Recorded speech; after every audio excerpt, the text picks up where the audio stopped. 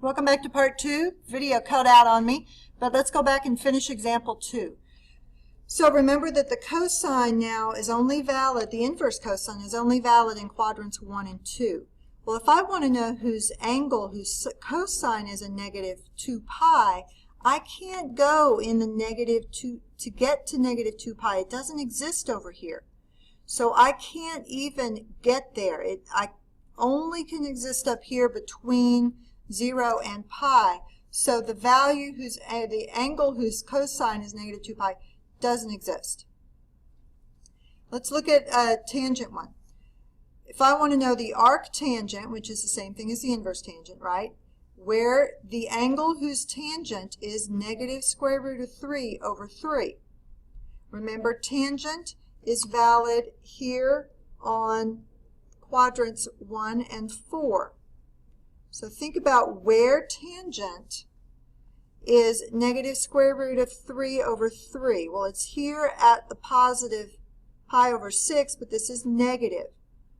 So that means this is tangent is positive in quadrant 1, but tangent is negative in quadrant 4. So it would be right here at that value, which would be the negative of pi over 6. So it's at the negative pi over 6 value. And if you don't know your tangents, the tangent, remember, at pi over 4 is 1. The tangent at pi over 3 is the square root of 3, and the tangent at the pi over 6 value is the square root of 3 over 3.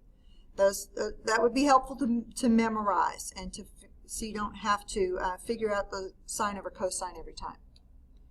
Now let's talk about graphing the inverses. If I were to give you an equation and say, I'd like you to graph this, please.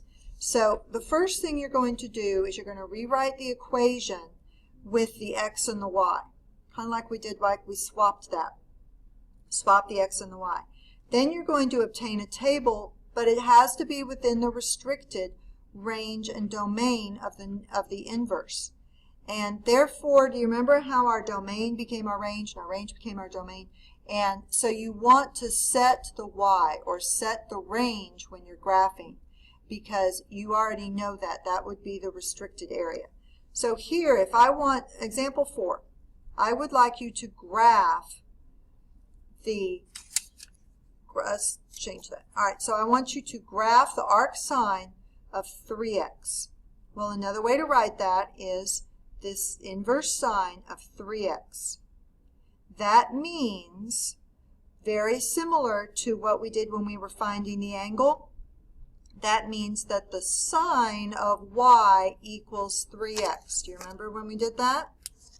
So if I gave you that and said, what is y? You would tell me the inverse sine of 3x.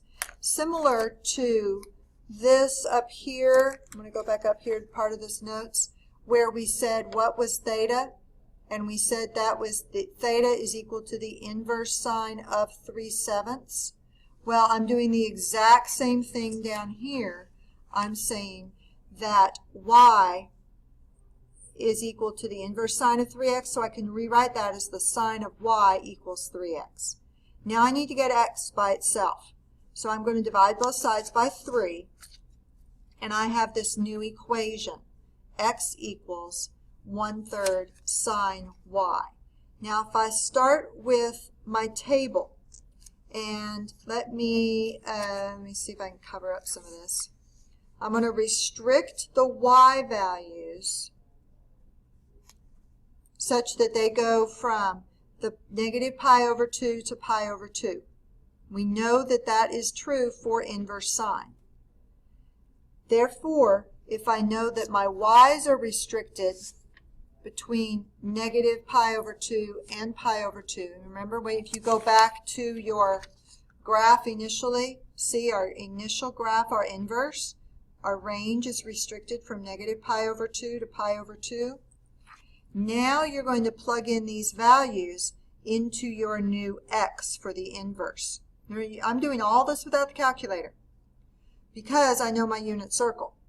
So here I'm going to plug in pi over 2. The sine at pi over 2 is 1. 1 times 1/3 is usually 1/3. Write that in. 1/3. Okay, plug in pi over 4. Pi over 4, the sine at pi over 4. Sine at pi over 4 is square root of 2 over 2. And if I multiply that by 3, I'm going to be at square root of 2 over 6. Now I am going to get the calculator, and I'm just going to write that that's equal to 0.24, so I know that as I'm graphing. It kind of gives me an idea of where I am. 0. Sine at 0 is 0 times 1/3 is still 0. Negative pi over 4. Well, that would give me the negative square root of 2 over 2 times the 1/3. So I get negative square root of 2 over 6. And if I plug in negative pi over 2, that's down at what would be 3 pi over 2. So I'm going to have a negative 1 times 1/3, which would give me negative 1/3.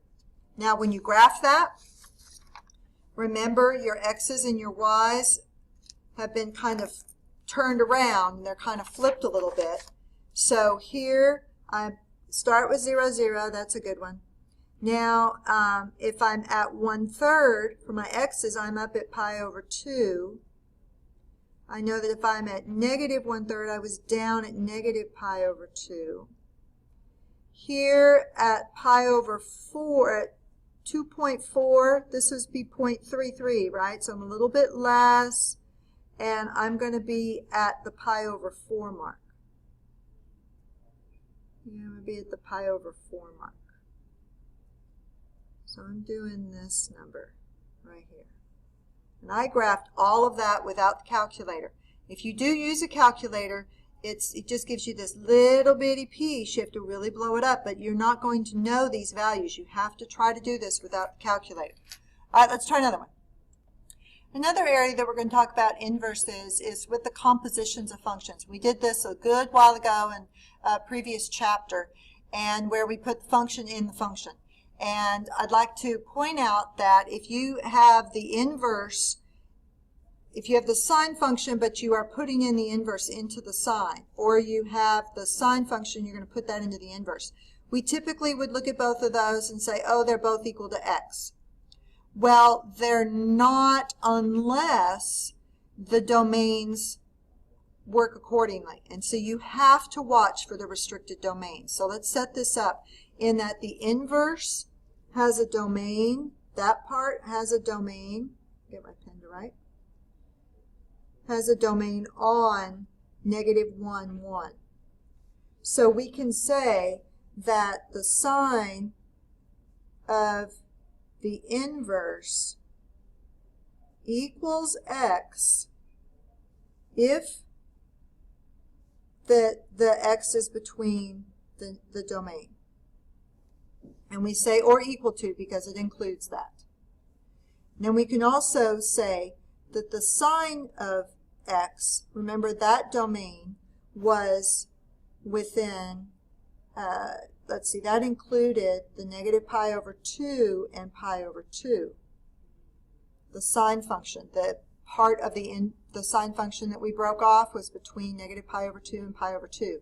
So we can say that the inverse, composition of the inverse and the sine function is equal to x if the x is in that domain of negative pi over 2 and pi over 2. But those things have to happen. They've got to fall within the domain.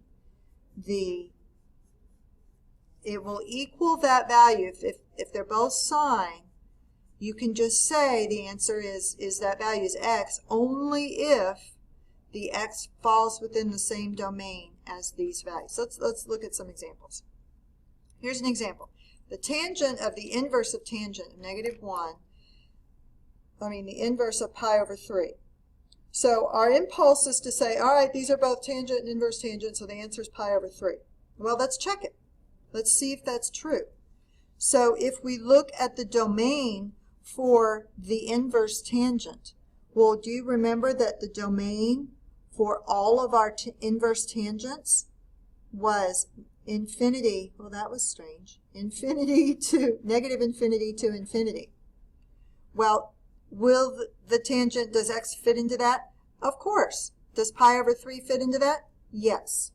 So our answer, that checks, that pi over 3. So pi over 3 is our answer. Is the tangent within there? Yes. Let's try another one. Okay, our impulse is to say, they're both inverse sine, sine. Our answer is 2 pi over 3. Well, let's try it. Okay. The sine value, where we're taking the sine restrictions, right, has to be within, let's see, that has to be within the negative pi over 2 and the pi over 2. Remember that was on the circle, that was over here, right? The sine, inverse sine, the piece we took off. Well, does 2 pi over 3 fall within that area? Where's 2 pi over 3 on your circle? It's in quadrant 2. All right, so that doesn't work.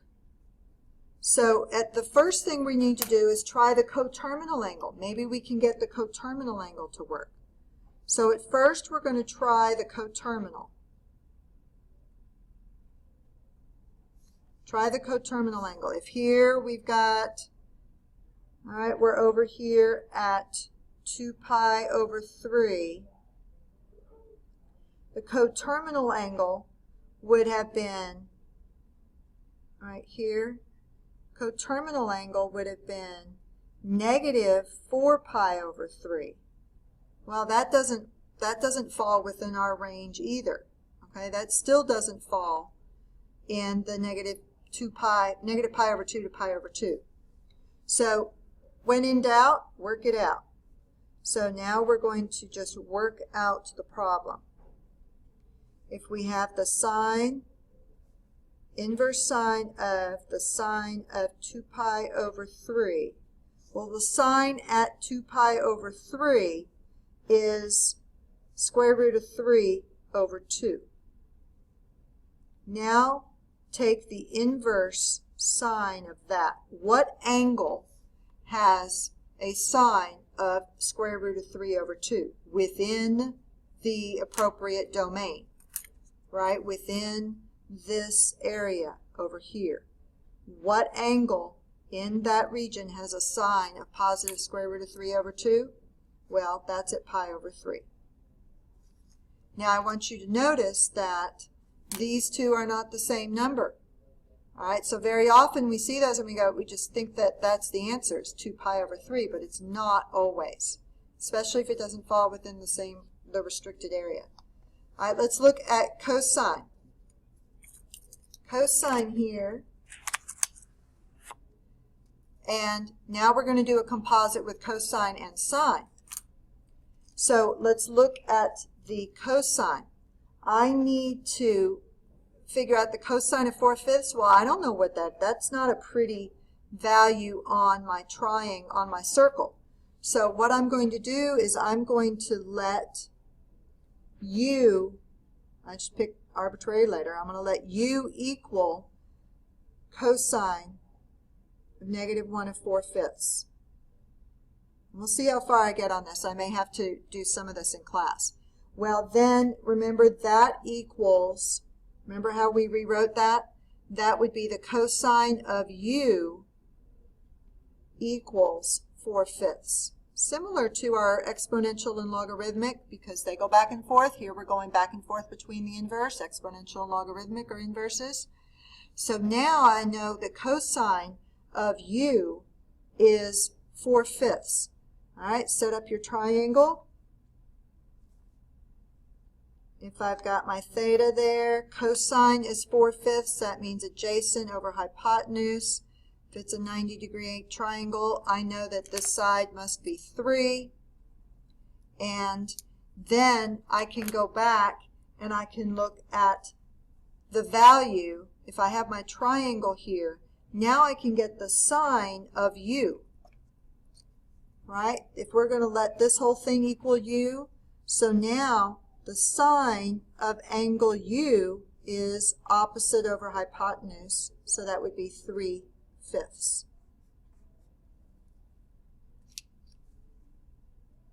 we will finish the rest of this lesson